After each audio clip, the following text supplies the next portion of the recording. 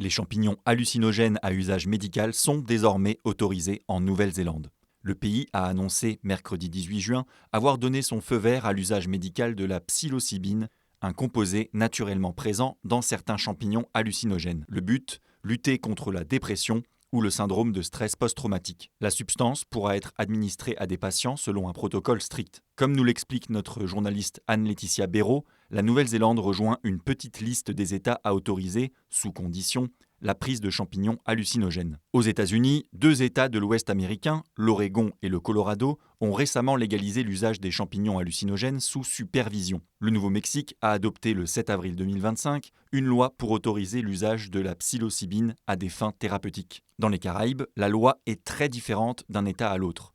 Aux Bahamas, comme dans les îles Vierges britanniques, il est légal de posséder et consommer de la psilocybine, la molécule hallucinogène des champignons, mais pas de la vendre. La Jamaïque se distingue par l'absence de loi interdisant la psilocybine. La culture et la consommation de champignons magiques sont devenues légales et source de revenus. L'île des Caraïbes comptait en 2022 4 complexes touristiques spécialisés dans les champignons hallucinogènes. En Océanie, l'Australie a autorisé en 2023 à des fins médicales les champignons hallucinogènes mais aussi l'ecstasy afin de lutter contre certaines pathologies mentales.